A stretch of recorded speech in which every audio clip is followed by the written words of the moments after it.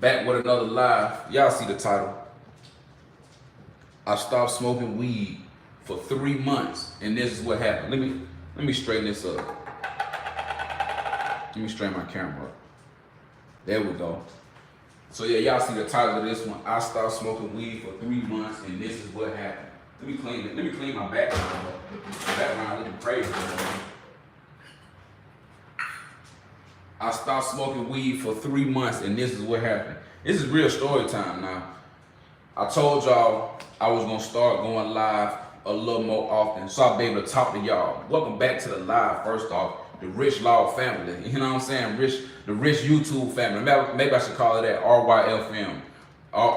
Excuse me, Rich YouTube family. RYF. That's what we're gonna call it. I'm gonna probably switch up and come up with another name, but really I just wanted to go live so I could talk to y'all about how I stopped smoking weed. Not saying like it was an issue. It's never been hard for me to stop smoking weed, but like I've been an avid weed smoker for a long time. You know what I'm saying? And really I took the break just to get a tolerance, build my tolerance back up. You know, when you smoke so much weed, no matter how good it is, sometimes like your tolerance just is not there, because you most people that I know, you know what I'm saying, they smoking weed every day. You know, I'm in the entertainment industry, so people smoke weed all day, every day. I got homies smoking 3-4 blunts, you know what I'm saying, a day. I had one partner.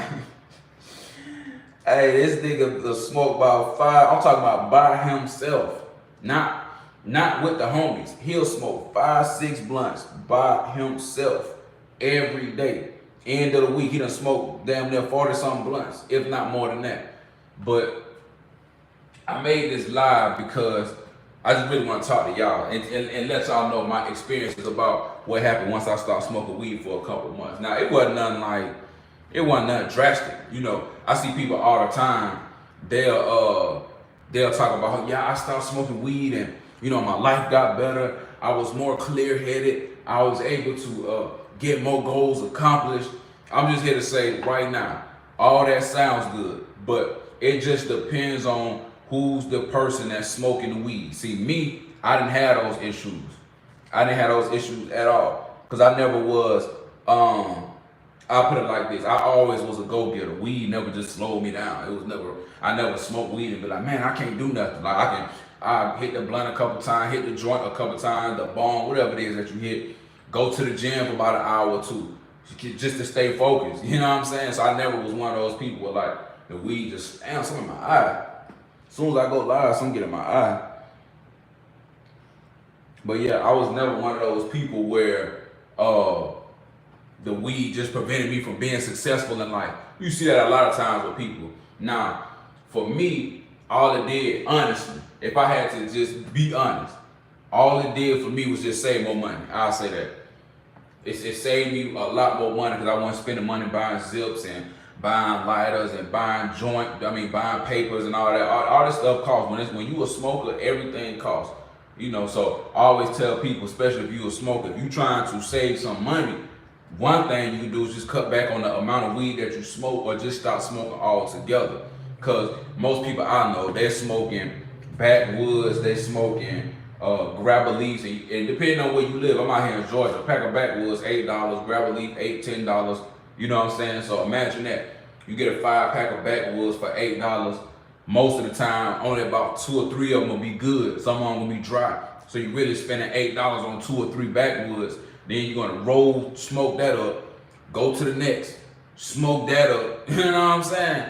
So that's why, for me, and then that's another reason why I started smoking tobacco anyway, because one, it's not good for you. 2, it's too expensive. Like when you get joints, when you get papers, bro, they giving you 50, 100 plus papers for like $30, not $30, for like $3. So you good. You know what I'm saying? You could buy $8 worth of papers, and that's gonna last you. I don't care how many joints you rolling. That's gonna last you.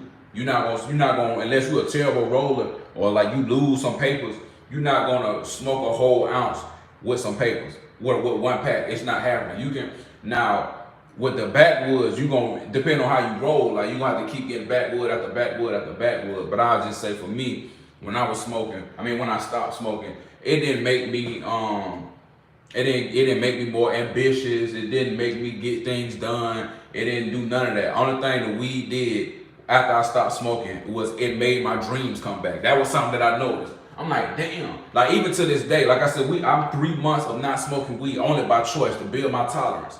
Once I stopped smoking weed, all my dreams started coming back. That was the craziest thing. Like every time I go to sleep, I'm talking about currently. Last night when I went to sleep, had a dream. I'm talking about I could take a 5-minute power nap. I'm gonna have a dream. I'll end up having like multiple dreams at one time, and that's when I learned. I didn't notice at first, like when you smoke weed, it does affect your REM sleep. You know, your rapid eye movement. I guess that's what's causing dreams. If I'm wrong, somebody will tell me. But outside of that, like it never slowed me down. So I'm just here to say, like, if you one of those people that feel like weed slows you down, you can't accomplish nothing when you high, you probably just a procrastinator even before you smoke the weed. Because nothing like, even when I was exercising, I always exercise. I never just want a person just smoke. I'm not going to exercise. I exercise every day. I'm getting up, 100 some push-ups, 100 some crunches. I'm going to the gym, get some cardio in, doing some weightlifting. I do push-ups all day. So like even if I was to roll up right now, I'm hit it. You know what I'm saying? Knock out some push-ups. It's not stopping me from doing nothing. So when I hear people say that, oh yeah, the weed prevented me from being able to do this, it stopped me from being able to do that, it's like, nah, don't try to blame the weed. You stopped yourself. You a procrastinator. You didn't want to get up and go to the gym. The weed didn't stop you from wanting to go to the gym. You not eating healthy. It's not because the weed gave you the munchies. Listen, when the weed gave me the munchies, I got a whole cabinet full of vegetables. I'm opening up a can of vegetables like I'm Pop out of Salem. Like, so I never understood how people were like the weed was stopping them from doing certain stuff. Like it never did that for me. It did help me, go to sleep. You know what I'm saying? I ain't up all day. Cause I'm the type of person, I'll be up 5, 6, 7, 8 a.m. doing research about whatever on my phone before I even get a chance to fall asleep. So that's really what it was. But the part about the dreams coming back, that is true. I feel like, because it hasn't stopped yet. I feel like probably for the amount of time that you spent smoking weed, when you finally stop, it's like your brain have to catch up to all the dreams that you've been suppressing. Because that's really what happened. Like, I swear to God, if I hop off this live right now and take a 45-minute nap, I'm gonna have about 5 dreams, all within 45 minutes. I'll wake up again like, dang, I ain't gonna take a piss. Go take a piss, come back, get into bed, go back to sleep, having another dream. Dream after dream after dream. So that's why I say for me, me stopping smoking weed, that's what it did for me. But like I'm still a go-getter. Like it never stopped me from getting up, working on my businesses. Y'all know I'm trying to start a pro wrestling company. So like when I'm getting up and I'm hitting up different professional wrestlers all throughout Georgia, the weed not stopping me from doing that. If I need to go to the bank and go speak to the bank about getting a bank loan or something, the weed didn't stop me from doing that. If I tell myself, like, man, I need to be up at 9, 10 a.m. so I can go hit the gym for 45 minutes, the weed does not stop me from doing that. The only person that stops you is you. So if you're one of those people who feel like the weed is stopping you, you probably just have a procrastinating type personality and you need to find a way to not blame the Mary J and just get up off your ass and then go handle the business that you need to handle. That's how I look at it. It's just called being a responsible smoker. Some of y'all don't have nothing to do with y'all lives. So y'all just up all day. Y'all just smoking all day. You ain't doing nothing else. You ain't went outside. You didn't go do nothing. You just sat down, smoke. And then when the things you were supposed to do, you forgot to do it, you blame the weed. No. And then somebody like me anyway, like I consider myself like a responsible smoker. Half the time, I prefer to just smoke at night while I'm not being bothered. Because during the day, you might have to take some phone calls. You might have to call somebody. You might have to end up going to the store, just doing anything. Not saying that I can't do all that stuff high, but like sometimes I want to enjoy my high. I want to just be sitting at the house watching wrestling, watching cartoons or something, watching some politics, playing the game, watching a movie, and then smoking. I don't want to have to be all around the city, you know what I'm saying, blowing my high, having to take care of business. It happens. It happens. But I'm just here to say like that you are your biggest enemy. So don't blame the weed. You know what I'm saying? Do not blame the weed. For me, the weed keep me focused sometimes, like especially when I'm writing music. Like I might be writing music, listen to some beats, you know what I'm saying, write my stuff down, then your phone start ringing because you getting all these alerts from all these social media apps you have. Then you pick your phone up, looking at your phone, now you done lost 10 minutes of time looking at a bunch of nonsense. What they call it, doom scrolling, when you should have been writing your music. So sometimes I just smoke, turn the phone off, or put it face down, turn the notifications off, and then just get straight to it, because it keeps me focused. It ain't really about, like, some people, some people got issues, not saying issues as in pain, because, weed does help with pain, but I'm saying, like, some people trying to suppress feelings. I ain't trying to get high to suppress my feelings because I went through so much trauma. I'm not knocking you if you are. It's not a shot at anybody. I'm just saying for me, I ain't doing that. You know what I'm saying? I'm smoking for me. I'm trying to sit back. Like, if I had a blunt right now, or I don't even smoke blunts no more, but if I had a joint right now, man, on God, I'd be chilling. I got wrestling on, got NXT. I'd have been chilling watching wrestling, but I had to take a little break to build my tolerance. But it's just, I just made this video because I'm like, bro, the amount of dreams that I have, I swear to God, sometimes it be scaring me. I'm like, bro, am I ever gonna stop dreaming? And the funny part about it is I never, ever, ever, ever realized that it does impact your dreams. That's just something new to me. It's like I just did a science project. So that, I'll probably say for me, that was the biggest effect that happened to me once I stopped. But like, I can't just look back and if I'm looking back about all the business that I handled when I was smoking weed versus now, I can't say like it got better because I stopped smoking weed. If my business or using my time better was more efficient after I stopped smoking weed, it was just because I decided to take precautions. Like, even when I was smoking weed, I got a whole calendar. I write stuff down every day. What I gotta do today. Okay, I got these bills due today. Or I gotta go take the car to get service. Or I need to make a phone call to this person on this day. Like, you know what I'm saying? So that's why I'm like, it might be just on the individual. So if you one of those people, again, I know I probably said this like 50 times, but if you one of those people who feel like weed stops you from being able to be successful and handle your business, you may have an addictive personality and you probably just a lazy person yourself. What up, Fruitful? Fruitful Pepper, I love your music, I listen to it. Shout out Fruitful Pepper, listen to my music. Rich! Yeah, shout out Fruitful Pepper, man. That's what I'm talking about. And I'm about to get ready to drop some more music too. I kind of just been on a break right now, trying to get some stuff together. Had to get my life together real quick, been going through a little personal issues, You can't, it's hard to do all this stuff at once, because trying to be a rapper, like when you really trying to do it and you're putting up all the money yourself, it becomes expensive. It's different if you have a label or somebody behind you who helping you, guiding you along the way, or they give you a budget to work with. But when you don't have a label and you all independent, you selling your own merch, which I got on right now, you know what I'm saying? Got the Rich Skull tees on, you know what I'm saying?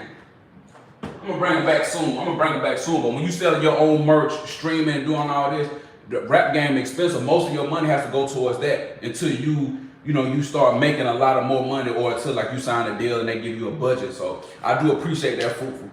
I do appreciate. Hey, and he said, when you watch me from your Xbox and the phone, I'm getting 2 streams, the phone and the Xbox. I sent you a request on the PlayStation too. I don't know if you got it. You did say you was on PS5. I sent you a request on there, so if you see it, it's gonna say Rich Law. Just accept it. It'll have my picture up there, so you'll see it.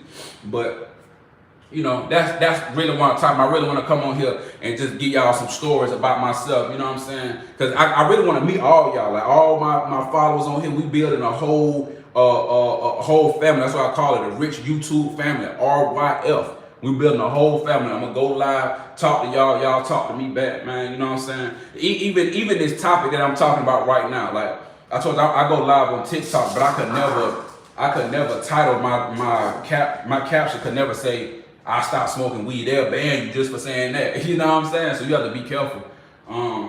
But yeah, another thing I want to talk about is really kind of like story time. So if you got your popcorn, if you got your liquor, you got your blunt, sit back and let me teach you something. Let me tell you a story. I got a story to tell like Biggie. But I had a Hellcat. It was, y'all probably see me posted on my page, on my YouTube and some of my stories. I shot my video in it. The video I got with Lil Quill, what I mean, that was my Hellcat. That wasn't rented. It was. I keep saying was for a reason. That was my vehicle. That was one of my favorite cars that I ever had. But it got stolen from me.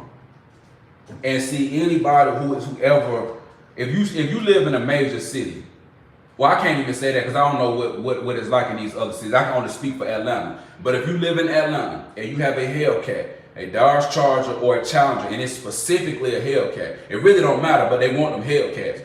They are stealing those cars left and right. And I had a Hellcat. It was royal blue on the outside, peanut butter insides. You know what I'm saying? I used to call it peanut butter no jelly, because you know they don't make blue jelly. It only come purple and like whatever color strawberry, like light pink. You know what I'm saying? So I used to call it peanut butter no jelly. Man, my car got stolen from me 4 times. 4 times. Let me repeat that again. My car was stolen from me 4 times. A Hellcat, a $100,000 car. I'm not even saying the price point to brag. I'm just telling you how expensive this car is and how easily it can be stolen. So first time I went and got a Hellcat, I got it customized. It took me, you know, when you get it built 0 miles, it take a little minute before they give it to you. Like you can't just go to the dealership and grab it. You know, it take a couple months. Then they tell you your car ready, you go pick it up, blah, blah, blah. First time I get it, I'm chilling, I'm at the house, and then somebody break into the car and steal the car. Like they actually take off with it. You know, these car thieves, man, they have so much James Bond, Mission Impossible type technology. They can make the key without even having your key. I'm in the house with my key. They somehow computer chipped it up and made their own key fob so where they can unlock my car and then drive off with my car, which was the crazy part. So they break into my car, take off with it. I have to call the police. I'm like, man, my car's been stolen. I don't know where it is, you know, but since my car it had a certain type of color to it, it will be a little easier they said it would be a little difficult to spot unless it was like a white car or something, you know. Like I said, it was a royal blue. So, you know, I'm waiting throughout the day. Finally hear back from the police and they like, oh, well, so we found your car. And they drove it. I stay on the north side of town. Somebody stole it and drove it down to the south side of town and they found it at a barbershop. So a lot of chop shops are on the south side of town out here in Atlanta. It's always been like that. But they ended up finding it at a barbershop and then I was able to get it back. That was the first time it was stolen. So then I went and put a tracker on it. Because I was like, hell no, you about to steal my car again. So I put a tracker on it. The second time, the second time they just broke into it. They didn't get a chance to drive off with it. They break into the vehicle, and then luckily one of my neighbors called the police because all this stuff happened at nighttime. Besides when the Hellcat got stolen the first time, it was stolen in the daytime. The second time it was stolen at night. But where I lived there, we had a lot of car break-ins because people had all type of vehicles out there. So it wasn't just my car being broken into. It was other Hellcats out there. It was people had Mercedes, Kias. Sometimes they'll just break the window. But one of my neighbors was out inside their car and they seen the people walk up to the car. So they didn't know it was mine. They just, you know, being a good Samaritan, call the police. Hey, it's an active car break-in. The police come out there. They get the suspects. I find out it's my car. I have to go out there and talk to the police. I'm like, yeah, this is my car. Blase, blase. That's the second time. And I'm like, oh, man. $100,000 car. If anybody that know anything about a Hellcat, it brings a lot of attention. Like the moment you get it, you can't go nowhere without people want to stop, want to talk to you. You might be sitting in traffic. People be like, man, rev it up one time. I can't tell you how many times people usually just stop in traffic. You in bumper to bumper traffic, 4 p.m. in Atlanta, down on Peachtree somewhere. Somebody pulling up and they own in a Charger. They might not have the Hellcat, but they just have a Charger. They pulling up. Man, crank it up. Let me hear it. Goose the engine. Woo, woo, woo. They want to hear all that in traffic. They want you to do a burnout. I'm like, man, I'm just trying to sit in the car and chill. You know what I'm saying? So that was the second time it was broken into. Third time, somebody broke into it. And this time, this one hit the news. It was crazy. So this is how it happened. Same thing. I'm at the crib, sleep probably. I think I was asleep. Somebody break into the car. Now they're driving off with the car, but I live in at the time I stayed in a condo where you get the parking garage, so you can't just drive straight out. You got to come down like this. So they break into the vehicle, and I guess somebody called the police. Somebody seen them, and they called the police. And the police, they got to where I lived at like instantly. Cause sometimes out here in Atlanta, I don't know if it's like this in y'all city, like the police, they stay at some of these condos as a form of security and as a form of just, you know, having the police living in a good area. I stay in a good area, Atlanta. Like so the people that are in this jurisdiction, they stay on this side of town. You know, if you have some people that's on the south side, they more than likely they probably live somewhere on the south side, east side, west side, so on and so on. So the police get there fast. They able to get the car. I had a plan. What I usually did was I would drive the Hellcat and park it on the top level of the parking garage. So if someone did steal it, they have to go down. So by the time you get down, police have been in caution. That's exactly what happened. So someone called the police. They were coming down. The police stopped them by the time they got to like they were on the 5th level. So by the time they got to like in between the 4th and 3rd level, the police stopped them. They hop out the car. They get to running. One dude ran through the stairwell. One dude jumped off the. It was crazy. One dude literally jumped off the parking deck just to escape from the police. Fall, boom, break his hip and break his arm. It was all on the news. Police still took him to jail, like because they showed the body camera footage. So the police run him down. He hopped, boom, fall to the ground. They run downstairs. He on the ground. He like, they like, sir, they like, turn over. He's like, my arm. They locked him up. You know what I'm saying? Put him in the handcuffs. Broke hip, broke arm. Put him in the ambulance. You know what I'm saying? So they didn't get a chance to even Rich, what up, Dez? What up, Dez? What up, Dez? They didn't even get a chance to leave with the car. So that was the 3rd time that it had been broken into or stolen. And now keep in mind now, I do have a tracker on the car. And here's another thing that I didn't like about having a Hellcat. In order to prevent somebody from stealing it, what I would have to do was you have to take these plugs, not sparks, but you have to take like these plugs from underneath the hood. So no matter if they stole the car or not, it's not gonna take off without those plugs. You know what I'm saying? You had to have them. So sometimes, you know, when the car would get stolen, it would be the time where I would leave the plug in there. Because you would get tired every time, have to take this, so you gotta lift the hood up. You might go to the grocery store, gotta lift the hood up, take the plug out, whatever. That was the 3rd time. But then the 4th time, this is the part where they got me for good. Let me tell you how cold the game is. So y'all heard what I said. The first 3 times my Hellcat was stolen, they were stolen from my condo where I lived at. Which would make sense. The place where I stayed, it was in a nice area, a lot of cars. Cool. Now I take it to a dealership, and it's not no Rudy Poo, Ricky D, mom pop dealership. This is the official Dodge dealership where you go to get your vehicle serviced, and when you go to buy a new, you know, whatever Dodge car you're trying to get. So I take it there to get what was I get? I had to get my suspensions lubricated because I don't know. I have to just keep saying like anybody with a Hellcat, like you know, like after a while the car starts squeaking just because of the suspension. Like you hear, so they have to lubricate it. You know, you're doing like 200 something in the Hellcat. You put it in track mode, that mode going crazy. So I take it to the official Dodge dealership, the official one. So I'm like, yeah, everything good. My mama like, she's like, hey, just keep some gas, keep the gas low in the car, just in case somebody steals it. So when I show up to the gas, not to the gas station, I show up to the dealership, it's barely any gas in the car. You know what I'm saying? So I'm chilling at the house, everything good, fall asleep, wake up. Soon as I wake up, I'm getting a phone call. It's like 9 a.m. Picking up the phone, I'm like, hello? They like, is this so-and-so? I'm like, yeah. They said, well, sir, we regret to inform you that your vehicle has been stolen. I'm like, what?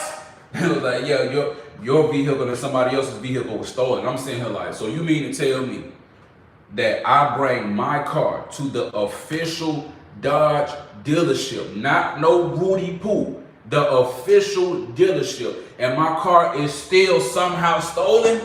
And now I can't get it back. See, every other time I got it back. This time I couldn't get it back. And this is how they played the game. So I had to, once the vehicle was stolen, the first I remember, I did get the tracker put on it. But the other times when it was stolen, they never were able to leave the parking garage because the police caught them every time. So when I took it to get the suspensions lubricated, the technician must have taken the tracker off because the tracker is placed underneath the car. So you couldn't just, like somebody couldn't just break into the car and try to take it. They would have had to jack the car up and then take it off. But you know, when you take it to the dealership, they got that thing up in the air like that. So the technician, whoever he or she was, removed the tracker.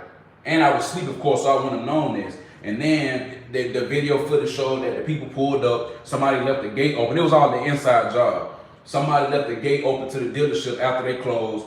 2 people walked up, no mask by the way. They doing this bare face. They walk up, they got the key fob, not my key fob, but because I kept it. The key fob that they made themselves, they could just break it to the car. They stole mine, and then they stole someone else's. The person that they stole, he had a white Hellcat. He was up there with me too, raising hell. And it's like, how does this happen? I'm like, how do we bring it to the official dealership and y'all still have my car stolen? And then it's nothing that I can really do. So I had to end up suing them, going through a whole lawsuit. They was like, well, we can just, give you another car. I'm like, man, give me my money. I don't want no Hellcat. If it take all that, like, how safe is your vehicle when you take it to the place where it's supposed to go? Like I said, I can understand if I took it to a mom and pop place who doesn't have the proper security and probably could be, in a bad area or in an area where, theft is common. But man, this is at the official place. Car stolen. I'm like, oh, okay.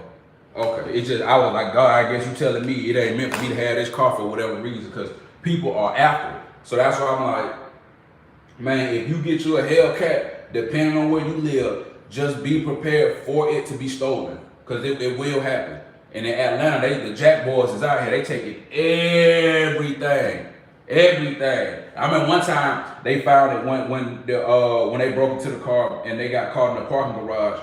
They had computers in the car. They had guns in the car. They used like the computer to jerry rig it. I'm trying to tell you, but these dudes out here got the game sold up. I'm like, man, y'all out here using computers to break and hack into people's car systems. Man, take your ass to school. You could go to one of these schools out here and use that brain of yours and get you a degree instead of using it to steal people's cars, man. And I used to love that car. Hit the donuts in it. It's just, out of all the cars I had, that was the car that just brings too much attention for whatever reason, bro. You have a Hellcat, everybody want to look, everybody want to ask a question, everybody want to race you, everybody want you to goose the engine, everybody want to do everything except leave you alone. That's the only thing they won't do. I used to go to the store, and the car loud. Like when you got the Hellcat, that mother loud. You just hit the engine, you touch the gas, like it's loud. And then when you on the interstate and you gassing that mother, like you going over 100, the Hellcat get the whining, like, it starts sounding like that. Like you can hear that all on the interstate. I cannot tell you how many people I raced on the interstate, and it wouldn't even be me. Let me tell you how crazy it is. I'll just be driving regular on the interstate, not worried about a soul, just minding my business. You might want to try to, get over it. Don't nobody want to let you get over. They just want to race you. It's everybody else that want to race. When you got the Hellcat, you already know that your car got power. You already know you're going to drag pretty much anybody. You got too much horsepower. I got 797 horsepower. You dusting anybody. Takeoff about to be crazy. And then you got like little kids and everybody like that. And this they mindset, man, I think my Hellcat can my car leave your Hellcat. You know how many niggas used to tell me that? Nigga pull up in that. One of my homeboys, he drove an Audi. He used to say that all the time. He'd be like, man, hey, I think I can take that Hellcat. I bet you gonna put your money where your mouth is. I'll smoke your ass in this Hellcat. There ain't no way you about to catch me. Your ass getting left in the dust. But the funny part is, when you the owner of the Hellcat, you not trying nobody. You not putting up like, hey, y'all beat you in a race. Unless they have a Hellcat themselves. Then they just come down to the skill of the driver. But you're not just walking around. Somebody got a Toyota or a Toyota Supra or a BMW. You're not saying, shit, I bet you won't race me. It's everybody else. I'm like, I used to be like, man, will y'all leave me alone? I'm about to go get me a bucket. Y'all ain't gonna ask no question. I'm riding around in the bucket. Shit, the moment your ass pull up in that Hellcat, it's too much attention. But like, that was that time I had that Hellcat. I mean, I miss it sometimes, but it's just like you just couldn't go nowhere regular without people just eyeing you up and down. And that used to be the part that would just get on my nerves. And then like, since the car had been broken into so many times, you get a little anxious. You go into the store, you like, man, let me not spend too much time in the store. Somebody been broke into the car and took off with it. You know what I'm saying? You don't want to have them problems. That used to be super annoying. I ain't gonna lie about that. But yeah, I just want to get on here and come talk to y'all for a little minute. I went earlier and went and grilled me some chicken outside. It's been hot lately. I had Atlanta, it was raining for looked like a month straight. So now it's just been straight heat. So I went outside, grilled me a little chicken. You know what I'm saying? Probably about to get ready to eat a little bit. I told you I got to do this interview on, what's today? Today, Tuesday. So y'all, I'm going to be on this podcast on Saturday. They doing one of their first episodes. I did an interview with them not too long ago. They real good people. You know what I'm saying? They got some good content out there. They call it We Fam ATL. So they start one of their podcasts. I'm highly requested. Everybody want to hear my opinions and hear what I got to say. So I'm a highly requested personality to be on there. So when they post the interview, hopefully I'll be able to, get it and then post it on YouTube so y'all can see it. But I'll just keep y'all posted up every time it's happening. You know what I'm saying? Because I really want y'all to be watching, see your boy do his thing, get up there and talk a little trash. I don't know what they're gonna ask. It's gonna be a group podcast, so it's gonna be me, some other folks. So I'm gonna really see how it goes. It should be good. You know what I'm saying? I love to get up there and talk. And now, like I said, I'm about to get ready to drop some more music too. That's, like I said, that's really what I've been working on. I'm trying to find some producers. Like, I can't find a producer to save my soul. All the producers are coming with the same exact sound. Right now, the Detroit sound is in. I'm not knocking Detroit. It might be some people in my live in here from Detroit. But like, when you from down south, man, you trying to hear something different. Every beat somebody give me, it's either a Detroit beat or a Florida beat. Detroit beat, Florida beat. I'm like, can somebody give me something else? What are producers that want to sit down and actually create a sound and put something out there? Like, no lie. I got you, Foo. I told you, I'm going to go live. I'm going to try my best to go live at least once or twice a day. You know what I'm saying? I'm trying to just figure out what time works best for everybody. Because I can go live all day. I pretty much go live around like noonish. Then I might come back, go live around this time, 7, 8, 9. It's just sometimes I be watching wrestling. Like I'm watching NXT right now. You know what I'm saying? So I'm going to do my best to try to go live every day. At least Monday through Friday, cause sometimes like when I, like I said, I'm on a break right now. So when I pick back up with my rap career, like I'm gonna be a little more busy. I've been on the back burner for like, no, you good, bro, you good. I've been on the back burner for like a good, let me see, this is since like February. But I've been writing so much music. I got a whole notebook full of music. I'm really just ready to get it in. I got a studio in my crib too, so I go in the studio, record all my stuff. So I'm really ready to do that, go shoot some more videos. And I just had to get a lot of stuff together, man. A lot of my team, everybody kind of went their separate ways. Not like on no beef, but like one of my homeboys who shoot my videos, he just ended up moving back home. So now I gotta kind of find a new team. I really need a producer and like a good cameraman that can really make something with me and then just go from there. But right now, I'm about to go hit these interviews. I'm about to do interviews out the ass, you know what I'm saying? But see, I know how to go viral. I just have to go do the interview. If they let me get on these interview platforms and they ask the right type of questions, I know how to go viral. You just gotta know how to answer them. And I know exactly how to answer them. You feel me? So the whole attempt is really just to go viral, build my family, you know what I'm saying? Build me a family here on YouTube where y'all support me, you know what I'm saying? Y'all watch my music videos, y'all go stream my music. Hey, Fruitful, you the only mod I got. You my only enforcer. That's when you asked earlier, I was like, oh hell yeah, I'm gonna make you my enforcer. Real talk. And now I'm about to make some more merch too. Like I said, I've been slacking a little bit, but it's really just because I've been sitting down trying to get my money right, because I'm doing all this on my own, you know what I'm saying? So I'm gonna come back. I got some more merch. Out of all the merch I sold, my Rich Skull tees, these right here, specifically the black and yellow, I got them in with a black and white logo, and then a black and red logo. But the black and yellow logo, that's the one that sold the most. You got it on the front and you got it on the back. This one sold out the ass. Like, I ain't gonna lie, I remember when I first dropped them. First day I dropped them, 30 people bought them off the first day. So I gotta get back right, get my promo back up. Like I said, I just been taking a little break, trying to go through life, get life together. I had so much personal stuff going on last year that it really just set me back. It didn't really set me back, but I just took a little break to get everything right, dealing with crazy ass female. Lord have mercy. Don't even get me started on that. Please don't get me. Look, I'm gonna just say this now. Whether you male or female, sometimes you say, am I rich? I make enough money for myself. I say that. I got a 3-bedroom, 2-bath, and it's just me and my 2 dogs. So shit. And I live in Atlanta where everything is expensive. The average price of rent out here like $1,500. So I'm doing pretty good. I ain't gonna say like I'm just some super billionaire, but I pay my bills. Like I said, I could right now, I could go full casa night and just stream 24 hours out the day if I really wanted to. You know what I'm saying? Because I don't have like a job where I go punch in. I get all my money off social media, off streams, off selling merch, things like that. So that's why I always tell people, like, if y'all want to support me, I'm gonna always come with the content, bring y'all something new, come talk to y'all, get the content a little better. Like I said, I had a camera crew, but my partner, he moved back to his hometown handling his business out there. So we not really working right now. Not on no like we hate each other. It's just he had to go back home and handle some business. You know what I'm saying? So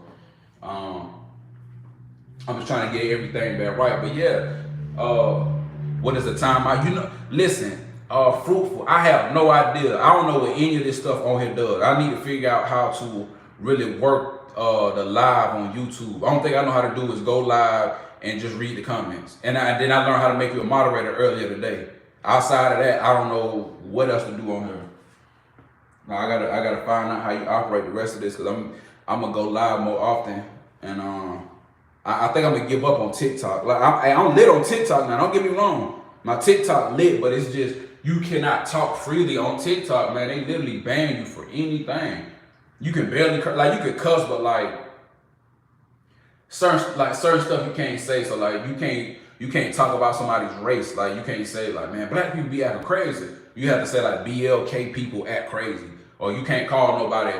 You can't say like white. You have to say YT. So if you was like, man, this white girl tripping, you might get banned for that. So you have to be like, this YT girl tripping. Like it's too much. TikTok will have you talking in G-rated nonsense. You know what I'm saying? Because they ban. Then if you smoke weed, cigarettes, vape pens, they'll flag your live and ban your live. If you're drinking liquor, they'll flag your live. And when you get banned on live, they ban you for an entire week. So it's not like you get banned for a day. If we right now, if I told everybody, I said, hey, roast me right now. Everybody get on this chat, and I want you to joke on me right now. Then I came back and said, man, you fat slob. You that's why your mama sucked dick for food stamps. You say that shit on TikTok? Yes, they gonna ban me. They gonna say it's a hate speech. You know what I'm saying? So then it's like you don't even get the chance to really just have fun and just talk shit. Because a lot of times, what I learned from just streaming on TikTok is most people just want to talk shit.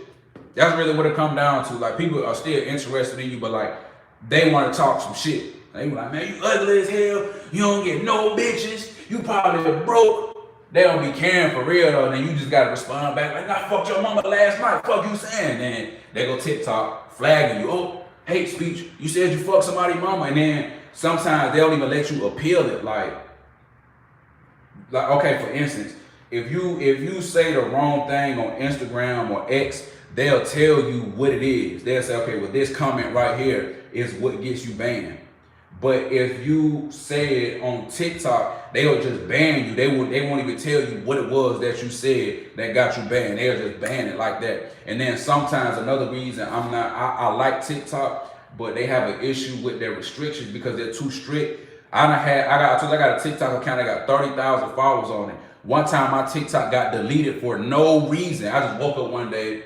I was about to log in. It said I had logged out. I'm like, I ain't logged out.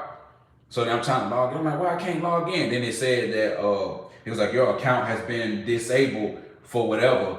I'm like, what you mean? I'm like, man, I've been asleep for 12 hours. I ain't even posted nothing yesterday. How did my account get deleted? Then I had to go in, file a report. They looked over the report, and then I want to say either it was like later that same day that I made the report, they were saying, oh, well, it was a mistake. We restored your account. But I'm like, so you mean to tell me that my account got deleted for no reason? Like, I wasn't saying nothing bad to nobody. I wasn't joking back and forth. I didn't make an offensive comment. They just banned it. So it's like, I don't really rock with TikTok. It's too easy to get banned on there. But if it pays well, like if you get a lot of supporters on TikTok, they can give you like, I don't know I think you can do it on YouTube too, but like on TikTok, people can send you like little gifts and they worth money. So sometimes people might send you a bunch of roses. They can send you like 10 roses. It might be worth $1. They might send you a galaxy. It could be worth like $5. So what I'm saying right now is, yeah, YouTube definitely better, but I have to understand like how to really work with YouTube. Because as y'all can see, like, I got like 2,700 followers on here. I had my YouTube for a while, but like on TikTok, you're able to search certain things. So like, let's just say we were talking about anime. Like, let's just say we're talking about Dragon Ball Z. You can literally go to YouTube, not YouTube. You can literally go to TikTok, type in Dragon Ball Z, go to the live tab, and it'll show you everybody that's talking about Dragon Ball Z, and then you can follow them, participate in a discussion. But see, I don't know how YouTube is. YouTube, you can't just search what people are going live about. That's something I noticed. So like, I couldn't type in. If I type in NFL and then go to the live section, will it show that people are going live about football? I don't know yet, so I gotta figure that out. I really ain't been going live. Last time I went live on here, I was talking about Diddy, right? Y'all remember when Diddy got caught? Like not the trial, but when the footage came out when Diddy had kicked Cassie in the ass and drugged her. You know, he kicked that ass like Hank Hill. I ain't trying to laugh at the situation, but I never seen a dude just like kick somebody in the ass except Hank Hill. But that was the last time I went live, and it was pretty cool. But I think I'm gonna just go live more on YouTube. I rock with YouTube. And make sure, and if anybody in here in my live right now and you don't follow me, make sure you subscribe. Make sure you subscribe. Make sure you subscribe to the page. Go watch all my content. I have countless music videos out. I used to do interviews a long time ago. Or check out my interviews. I might have interviewed somebody that you know. You know what I'm saying? So go check all that out. And then y'all already know my dog Fruitful Pear. I got him as the mod. He's the only mod right now. You know what I'm saying? So like I said, I'm coming live every day. And now I'm gonna go sign up for like something, like I'm gonna break it down to y'all. So like, yeah, get it right. Fruitful, tell them say what's up. I'm trying to see who all up in the chat. Tell them folks say what's up. So the next thing I'm working on right now is I've been working on my freestyle game. So one thing I noticed is like in my music, I don't know if there's any artists in here, but like in my music, I usually just freestyle. Most of my songs, probably with the exception of one song that I put out, I wrote down. Every other song I just freestyle. You know, they call it punching in. I'm gonna just punch in. So the new thing I've been working on is just write my music down. But what I learned is when I write my music, I know it sounds crazy, but I feel like it prevents me from cussing as much as I do. So like when I'm freestyling, I cuss a lot for whatever reason. But when I'm writing it down, like I wrote plenty of songs. I'm talking about all type of stuff. I might not have I might not have any cuss words in it, or it might be a few, one or two here. You know what I'm saying? Sometimes I've gone through my songs and counted how many cuss words I use. I'm trying to limit the amount of cuss words I use. Just in case, you know, a song go viral and pick up, it'll just be easy for radio play. You can still get the point across without cussing as much. The cussing just make it sound good. You know what I'm saying? I ain't gonna lie. But I've been trying to work on that. I've been working on my freestyles. I probably freestyle like every other day. So when I get up on these platforms and I need to bust a freestyle, you know what I'm saying, I can do my thing. You know, freestyling is a real important part of hip hop. A lot of people they act like you don't need it no more, but shit, you can get a lot of fans once they find out that you know how to freestyle. You know, so I've been working on that. So it's really been a lot. So right now, since I'm an independent artist, I got to do everything on my own. Like if I was assigned to a label, they'll kind of do that for you. They'll put you in an area with like an artist development area where they'll put you over here and be like, okay, well, I can't even say that because they don't even do artist development anymore. But like for the ones that do, like they'll have you know, practicing your songs so you can memorize your songs. They'll have you freestyle so you can get better. So when they do put you on a platform to freestyle, you can do it with ease. And just show that you really an artist. So that's kind of the point where I'm at right now. But I'm just funding myself. So anytime y'all want to donate to the campaign, y'all like what I got going on, just know that money going straight to the rap game. I'm about to go pay for some interviews. I'm about to go be on this platform just so everybody can see me. You know what I'm saying? But yeah, that's that boy Rich Lord up there. Rich, yeah. You know what I'm saying? Make sure y'all check me out. Like if you one of the people and you new to this chat, you new to my live, man, go look your boy up. Look me up on all streaming platforms. As a matter of fact, let me go get my phone. Let me grab my phone. This is all you got to do right here. Whatever streaming platform that you listen to your music on, if you on Apple Music, just type my name in. This is what you're gonna see. It's gonna look like that. If you don't see this, if you don't see that face right there, if you don't see my music, that ain't me. You know what I'm saying? If you don't see that ain't me. You know what I'm saying? You'll know. I got 2-3 albums, a couple EPs out. You know what I'm saying? If you don't see that, then it ain't me. It ain't me. Hey, Fruitful, get them right. Fruitful, as I go live mode, they'll start speaking. You know what I'm saying? You just gotta go live a little more often. But yeah, man. There go Freddie. What's it? Freddie Acevedo. That's what I'm talking about. No more weed. Yeah, hold on. I ain't say no more weed. I said I'm taking a break. I'm taking a tolerance break. I got my papers right here. Where my papers at? Well, maybe I don't. I thought I had my papers right here. I'm just taking a break. You know what I'm saying? Just to build my tolerance back up. This is all this is. This is a tolerance break. That's it. But it's been about a good 3-4 months, and it wasn't hard. Like a lot of, for whatever reason, people try to make it seem like to stop smoking weed is difficult, and it's not. It's not at all. I just feel like a lot of times people have addictive personalities, or either they smoking too much nicotine. Appreciate that, Freddie. Appreciate it. You know, hey, appreciate it. I can't be mad at you for congratulating. I can't be mad. But I feel like a lot of times people, they smoke so much of the tobacco and the nicotine that it keeps them addicted, because the nicotine will make you addicted. Now, if you smoking, like papers don't, when you buy papers, for anybody who smokes, who doesn't smoke, when you buy papers, joints, there is no warning label that says smoking papers could cause addiction. It does not say that. But the moment you go buy you some tobacco, backwoods, Swisher Sweets, any tobacco product is gonna say clear as day on the warning label, nicotine is addictive. So a lot of times the people not hooked on the weed, they're hooked on the nicotine. You know what I'm saying? So that's why for me, I stopped smoking the nicotine. And one thing I can say, as a person who used to smoke blunts to a person who moved over to joints and to bongs, number one, when you smoking a bong, you're gonna save so much more of your weed. Everybody knows this. I got two bongs. I got the I don't know if y'all seen that gravity bong where you put it in the big glass and you flip it upside down. I got that one, and then I got like a little Rick and Morty bong. You're gonna save so much weed and you're gonna still get high. So that's what that's for. Then when you smoke the papers, I feel like the papers, you can taste the weed more, and then you don't have to worry about that nicotine. Like once I used to smoke nicotine so much, like it didn't bother me, because I'm smoking backwoods. Like I went when I started smoking weed, I went the typical route everybody else goes to. Swisher Sweets, then you move over to White Owls, then you went over to like Dutchess, then you went to backwoods.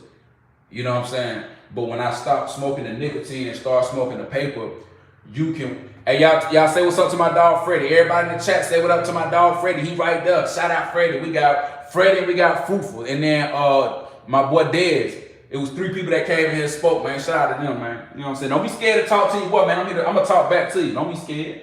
But when I started smoking the blunts and I went straight to the papers, now I noticed it was a big difference. It was a huge difference. Like when I stopped, and one of the main reasons I stopped was just to save money. I got tired of spending $10 on backwoods and grabber leaves. It was too much. And then you end up rolling so much of your weed in it, because you know backwoods they're big. But when I switched over to the papers, you can feel the difference. Like the high is better. You don't have that nicotine. Like that nicotine be pulling you down. It's like a monkey on your back. The nicotine just be on you. And then like it was even a difference from when I was smoking weed and I would go exercise. I used to go run. Like that nicotine just didn't do it for me. But when you would just smoke papers, it would still be regular. Like it didn't feel like a difference. But then it's like when you get that nicotine like an added boost to the high. And like sometimes it's like the nicotine look like it would make you tired. Or another thing I hated too, a lot of people don't talk about this, that nicotine had you having the shit. So you been a smoke to a backwood, now you got the boo-boo all of a sudden. Like real talk, anybody that smoke know what I'm talking about. That nicotine will send your ass to the bathroom. But when you smoking papers, man, you good. You good. So that's why I'm like, yeah, I've been weed free for about 3 months. You know what I'm saying? I'm probably not gonna buy no more weed till, let me see. It's July, it's about to be August, then probably till like September, October, to be honest. That'll give me like a good 6 months. I went half the year without smoking, build my tolerance back up. Because I want the weed to feel like it felt when you first started smoking. Like anybody know that the first time you got high, like probably like the first year, like when you hit it, then you can feel your heart beat, like you can feel that for real. Yeah, I don't like cigarettes. I never smoked cigarettes. I never did. I smoked a couple Black and Milds, but like I never smoked Black and Milds or cigarettes, because you could leave that smell on you. That smell is terrible. I enjoy the smell of weed more than I do the smell of cigarettes and Black and Mild. That shit stay in your mouth. You been to smoke the Black and Mild, and then you want to chew some gum and get rid of the flavor of the Black and Mild. It tastes like Black and Mild and gum. You know what I'm saying? Like hell no. Yeah, I can't rock with that. When I was in college, people used to they used to just, they would split the Black and Mild down and roll weed up in the Black and Mild. I used to be like, man, y'all crazy. Y'all, where y'all learning from? Jail? You know what I'm saying? Like, where did y'all learn that from? Ain't no way you learn that from anybody who really smoke weed. Niggas learn that from jail. But that was probably the best thing I did was stop smoking the nicotine. I was just able to enjoy the high a lot better, and then I just got tired of like, you know, a lot of the blunts, the back with the leaves, it has its own flavor, so you can't even taste the weed. You know, you been and got you a you know, back then you might have smoked a grape Swisher Sweet. You can't even taste the weed. You taste a straight Swisher Sweet. Like, nah. I'm done. But even now, like, I really wanted to see what the difference would be from smoking weed and not smoking weed. But like I say, it's just, I don't get the munchies as much, but I exercise a lot, so I'm just hungry anyway. Like, I go to the gym, come back, I'm hungry right now. I told you I grilled earlier. I grilled, made some collard greens, so when I get out live, I'm gonna eat these collard greens, rice, and this grilled chicken. But yeah, it helped me build my tolerance, and I almost can't wait till I get back to smoking weed. I ain't gonna lie, it's good for right now. I'm still able to go to sleep. I have a bunch of dreams. It's crazy because I feel like I sleep in more when I'm sober. Like when I was high, I was getting up. I go to sleep sober as hell. I can sleep all day. Look like damn near. So like, it's been cool so far. I'm ready to start smoking and write my music again, just getting that feeling back. You know what I'm saying? Take that break. I want that weed to feel like it used to feel when you first hit it. That first blunt, where your heart, you feel it in your heart, you feel it in your body, the music sound. Like I remember when I was first starting to smoke weed, right? It used to be crazy, especially like when you were listening to music. And this is another thing that weed used to help me with. Now, real talk, music is the best feeling. That's why I would smoke and listen to music. That would be two things. That was my favorite combo. But it would help me. I know it's gonna sound crazy, but it used to help me be able to watch anime. That's how I ended up getting into Naruto. Like I always been an anime fan, but like I had only watched Dragon Ball Z and Afro Samurai. Them were the only animes I really saw. And then of course I've seen like Digimon and stuff like that. But when I started smoking weed, I would just sit down. I would watch. Somebody was like, "Bro, you should watch Naruto." I was watching Naruto high as hell. I was like, "Ooh, but this shit's so good." I'm talking about. I watched the whole Naruto high, like every episode. Then I went on to what is it? Naruto Shippuden. Went on to Shippuden, high as hell, watching that all 800 some episodes. Like that was amazing. Matter of fact, the best movie to watch, the best anime movie I say to watch while you high is the the last Broly movie they made, Dragon Ball Super Broly. Watch that shit while you geeked up. Ooh. Hey, Broly was doing them boys so dirty. He was doing them boys so dirty, dog. Like that's why I had to take a little break. I can't wait till they get back. Hey, Fred, appreciate that, man. That's what I'm saying, man. If anybody in this live, bro, I'm gonna be your favorite streamer, your favorite person, and your favorite rapper at the same time. Tell y'all, go stream my music, bro. My shit hard. I'm gonna tell y'all that now. I'm not one of them dudes. I'm not knocking nobody. I'm not one of them dudes. Well, at least in my opinion, where my music is trash. You like, let me listen to them, and then you turn it on, and you're like, hell, nah, this shit like kind of trash. My shit hitting. I just ain't hit the scene yet. My shit hitting. It sounds like I already made it. You know what I'm saying? But it's only gonna get better. You know, it's only gonna get better. But yeah, man. Y'all keep showing me love. What you mean from? Like you asked like where I'm from. If you ask me where I'm from Alabama. Let me go put my Bama hat on, as a matter of fact. Let me put my Bama hat on. You know what I'm saying? Cause football season is right around the corner. It's right around the corner. Roll Tide, baby. Right around the corner. You know what I'm saying? It's all about that Tide. But yeah, I'm from Alabama. Union Springs, Alabama. Bullitt County, look it up. Union Springs, Alabama. It's the country, small town, population probably like 2,000. It's a little bitty town, one of them little small country towns in the city. Okay, New York City. I lived in, I know this isn't New York City, but I have lived in New York. I lived in Rochester, but I've been all up through New York City. I've been to, I had a homeboy, he stayed out there in Brooklyn. I've been to Manhattan because that's where they do Good Morning America. And that's what like Times Square is. I remember that. I went to Manhattan. I've been to Brooklyn, and I rode through Harlem. But I want to go back to New York City. I know I was just talking about this, but I haven't been to New York City since they legalized weed. Now, and you know what's funny? Now, and I'm not knocking you, Freddie. Anytime I went to New York, they always used to say this: "Don't go to the Bronx." They used to be like, "The Bronx? Hell no, don't go to the Bronx." Everybody, like, anytime I go to New York City, they say that shit all the time. I used to be asking about a different borough. They said, "Man, stay away from the Bronx. Don't go anywhere but the Bronx." The folks scared of the Bronx. Come see us whoop, man. I'll let y'all have it. We'll let y'all. The Wolverines beat us twice. They beat us last year and they beat us in the national championship. But I mean, shit, we was already whooping on Wolverines. I remember them days when Bama was whooping who y'all quarterback was at the time, Denard Robinson with the dreads. Bama was whooping that ass. You know what I'm saying? But we'll be back, man. We on the down year. Nick Saban retired. We got a new coach. We gotta get a new system, man. You know what I'm saying? It's just crazy because like the bar is so high.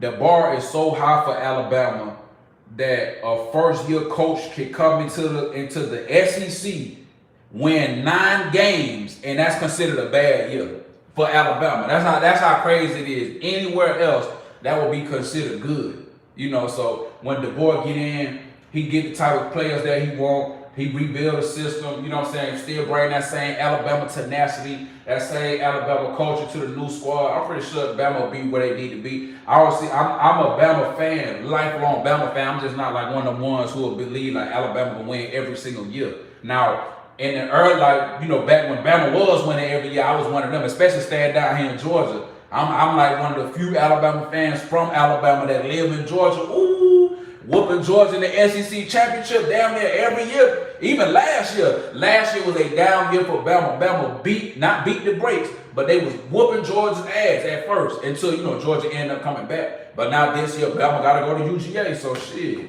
we're gonna see how it turn out. We're gonna see how it turn out. I'm so ready for college football season. It seems like it's been a long time since I've seen some football. But I'm ready for that. Football, hey, I tell you everybody, when football season come around, man, I don't want to do nothing. I'm not going, anytime, if Bama on TV, I'm not about to go to the store. I'm not about to handle an emergency. Look, I always have a joke. I tell my mom, like, man, look, something happened to you. It need to happen either before or after Alabama play, because when they on TV, I'm not about to get up and do a damn thing. Not when Alabama on TV. It's hard for me. I have to turn my phone off because I don't even want nobody to bother me. And look, I'm a damn rapper. People be like, man, you gonna come to the studio with me? I'm like, shit, not when Alabama on TV. Hey, when they go off TV, I'll come to the studio. If y'all can't wait, hey, hit me another time. I ain't finna miss Bama. You know what I'm saying? Not about to miss Bama. I can't do that. I can't do that. But I really want to see how the Big Ten looking next year. Look, hey, Robert, no lie, don't get sick on Saturday or Sunday. Any other day. Saturday is for college, Sunday is for NFL. And if you on Monday, don't get sick at 8 o'clock at Monday Night Football time. Find another time. Cause I ain't doing nothing. It'd be so funny, especially like, cause see, a lot of times women don't understand, like, this is for the dudes who like football, you know what I'm saying? They don't understand, like, that be our time of peace. Like, we don't want to get up and do nothing. We don't want to go to the store. We don't want to help with groceries until halftime. And even then, you probably got about 5 minutes of halftime. You know what I'm saying? Because we want to see the highlights. We don't want to, because, you know, everybody got their thing. Like, you'll be sitting there, like, let's just say, like, you got a girlfriend and she like, you know, help me with the groceries. You're not trying to miss, it might be halftime, but she done ask you to help with the grocery towards the latter part of the halftime when the third quarter about to start. You don't even want to miss 10 seconds of the third quarter. Like, no lie. Women don't be understanding. Like, dude been a random kick return back. You like, damn, now my mojo off. That be the game. That be the game they lose. The game that you had to miss the first 5 minutes of the third quarter. That's the game they lost. You be like, what? I knew I should have sat down. Like, and yeah, Thursday. So we got Monday, Thursday, depending on if you watch college football on Friday, but Monday, Thursday, Saturday, Sunday.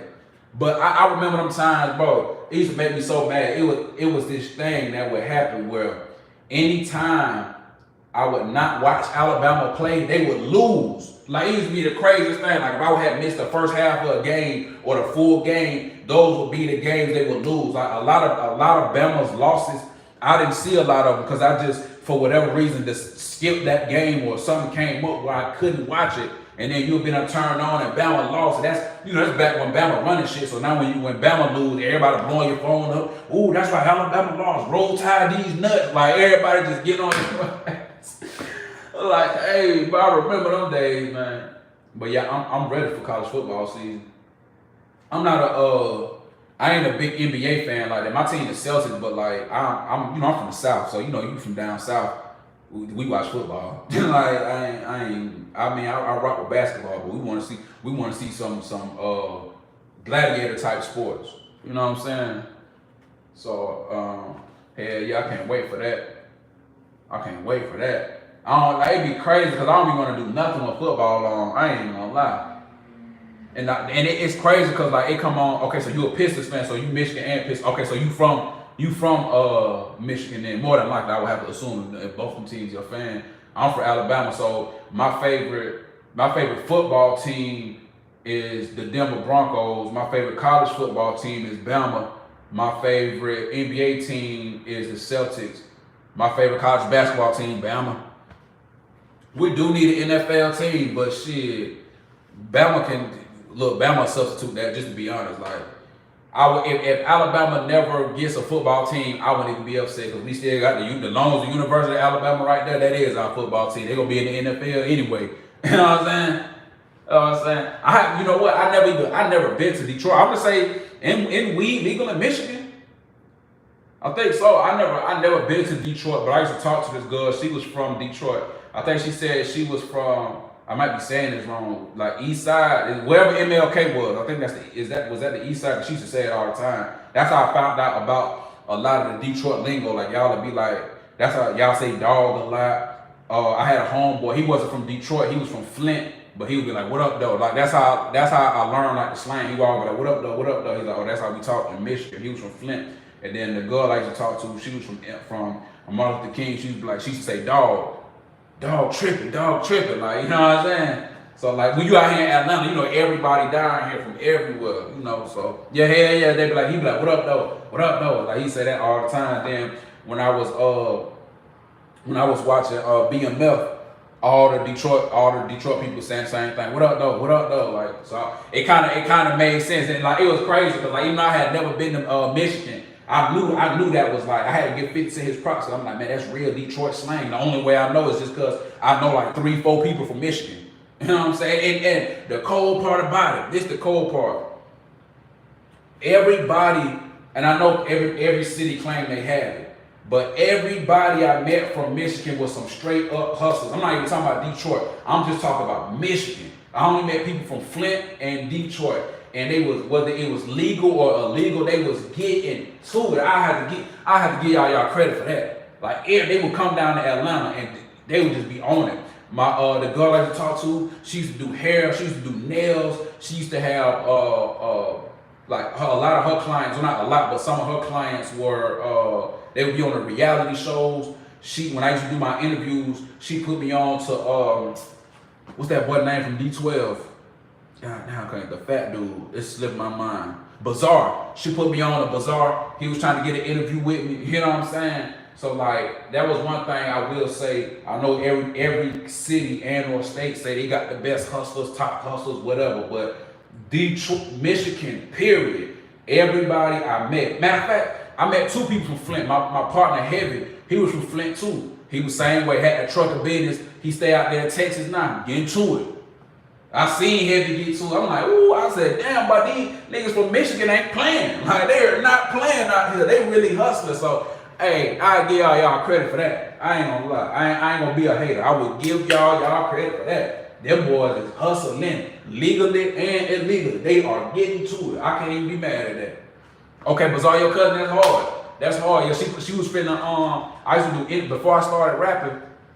I used to do a lot of interviews, so like if you go through my page, like you'll probably see where I was interviewing folks. A lot of the people come to Atlanta because Atlanta like the hip hop capital. So like she was like, yeah, I get you an interview with Bizarre, like he be on my line heavy, do. And then she put me on with it. I never got a chance to do it because COVID ended up hitting, and I had went to Texas, but she was put me on with it. She told me, and I talked to him on the phone and everything. He was like, yeah, he was down with it. So I was like, yup.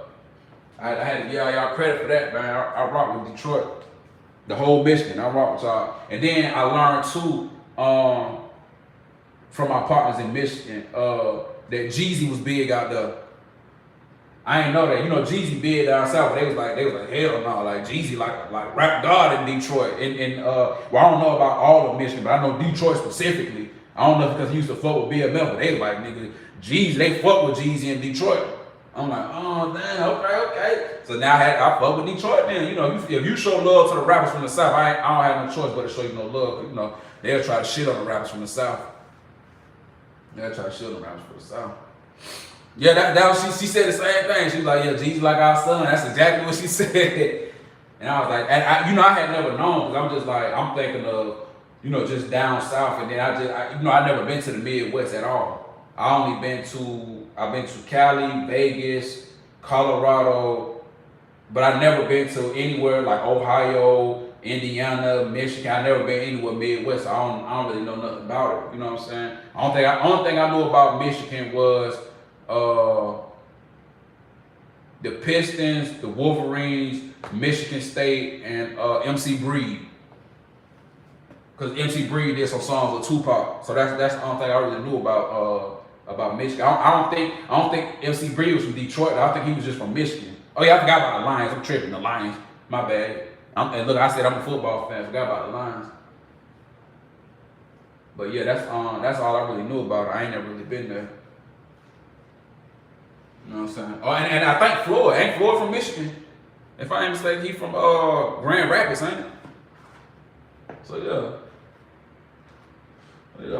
But look, y'all, I'm about to get ready to get out this mud, man. I want to come talk to y'all. I'm gonna get ready to eat, feed these dogs, get ready to chill for a little bit. I'll probably hop back on live either later tonight, hop on tomorrow. Make sure y'all subscribe to the page, do all that. Go watch my videos, stream my music, whatever, man. I'll holler at y'all, Robert. I'll holler at you, my dog. Who else in here? Robert, Freddie, and then, you know, my top dog, the big enforcer, Fruitful Pal, you know what I'm saying? But I'll be back on here a little later, man. I'll holler